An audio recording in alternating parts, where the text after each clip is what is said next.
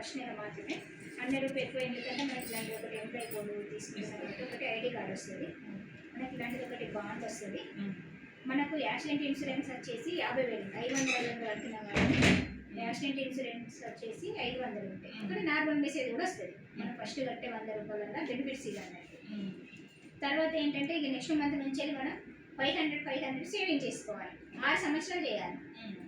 6 సంవత్సరాలు చేస్తే ఎంత అయితే అంటే మనం కట్టేటి 36,000 అవుతాయి. 36,000కు కంపెనీ రూపాయల వడ్డీతోటి ఒక 17,545 రూపాయలు మనకి యాడ్ చేసి 6 సంవత్సరాల తర్వాత 53,545 రూపాయలు ఇస్తారు మనకి. 6 సంవత్సరాల తర్వాత మనం మంత్లీ 500 కంటిన్యూగా కట్టాలి. మనం కట్టేటి ఎంత 36,000 అయితే ఎందుకు మళ్ళీ ఒక నెల కట్టి ఒక నెల ఆపినా కూడా మనకి ఇన్సూరెన్స్ అనేది వర్తించే సీరియల్గా కంటిన్యూగా కట్టుకోవాలి. సెల్ఫ్ కూడా మనం ఒక ఎంప్లాయీ అయినా కూడా సెల్ఫ్ కూడా కట్టుకోవాలి అన్నట్టు. అట్లా మనం కట్టిన ఎంత అయితేనే 53,540 రూపాయలు మనకు లాస్ట్కి వస్తాయి మెచ్యూరిటీ టైం.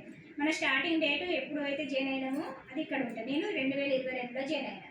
నా మెచ్యూరిటీ డేట్ ఎప్పుడంటే 2020. ఇప్పుడు 2020 నడుస్తుంది కదా, ఇంకో 2 సంవత్సరాలు అయితే నేను జాయిన్ అయ్యి 6 సంవత్సరాలు అవుతుంది అన్నట్టు. అట్లా ఇప్పుడు 2022లో జాయిన్ అయ్యాను అంటే ఇప్పుడు 28లో నా మెచ్యూరిటీ డేట్. 6 సంవత్సరాలు కదా మనకి. అట్లా